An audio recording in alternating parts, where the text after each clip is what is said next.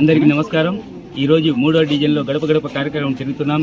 ఇక్కడ ప్రతి ఒక్కరు ఆస్వాదిస్తున్నారు. ఎందుకంటే జగనన్న చేసిన పథకాలు ప్రతి ఒక్క ఇంట్లో ఏదో ఒక పథకం, అమ్మఒడి కానీ, ఆసరా కానీ, పెన్షన్ కానీ, ఇలాంటి ఏదో ఒక పథకం వాళ్ళు లబ్ధి పొందినారు. ప్రతి ఒక్కరు జగనన్నని మళ్ళీ సీఎం చేసుకుంటారని. అలాగే నెల్లూరు జిల్లాకి ఎంపీ అభ్యర్థిగా మన విజయసాయిరెడ్డి అన్న వచ్చినారు. ఇక్కడ ఏమంటే ప్రతి ఒక్కరు విజయసాయిరెడ్డి అన్న వచ్చిన తర్వాత ప్రతి ఒక్కరు మన కార్యకర్తలు కానీ, నాయకులు కానీ అందరూ ఒక ధైర్యం లాగా వచ్చింది. ఎందుకంటే ఆయన స్టేట్లోనే పెద్ద నాయకులు. ఆయన వచ్చిన తర్వాత ఏ పని మేము చేసుకోవాలన్నా ఆయనకి నిమిషాల్లోనే ఆయన చేయగలుగుతారు. అందుకోసం ప్రతి ఒక్కరు కార్యకర్త నాయకులు బాగా కష్టపడి తిరుగుతున్నారు. ఎందుకంటే విజయసాయిరెడ్డి మంచి మెజార్టీతో గెలుస్తున్నారు. అలాగే నెల్లూరు సిటీ కూడా తప్పకుండా అత్యధిక మెజార్టీతో గెలుస్తున్నాం. ఎందుకంటే ఇక్కడ నేను కాదు క్యాండిడేట్, జగనన్న చేసిన పథకాలే ఈరోజు మనకి ఒక రక్షలాగా.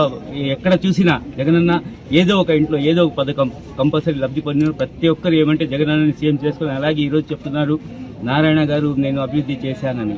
ఏం అభివృద్ధి చేశారు? ప్రతి ఒక్కరు చేస్తూ ఈ రోడ్లన్నీ అనిలన్న ఎమ్మెల్యేగా ఉన్నప్పుడు వేసుకునింది. ఇక్కడ ప్రతి ఒక్క సిమెంట్ రోడ్లు కానీ, ఎక్కడ చూసిన ట్రైన్లు కానీ కట్టుకుంటూ ముందుకు పోయాము. ఇక్కడే చూశారు 4 వే కానీ ఇక్కడ, అలాగే ఫ్లైఓవర్ కానీ, పెన్నా బ్రిడ్జ్ కానీ, అలాగే చూసుకున్నాం జాఫర్ కాలువ రివిట్ వాల్ కానీ, పెన్నా రివిట్ వాల్ కానీ, ఇలా చేసుకుంటూ పోతే ప్రతి ఒక్క నెల్లూరులో 1180,000 కోట్లతో ఈరోజు అభివృద్ధి జరిగిందంటే ఒక చరిత్ర.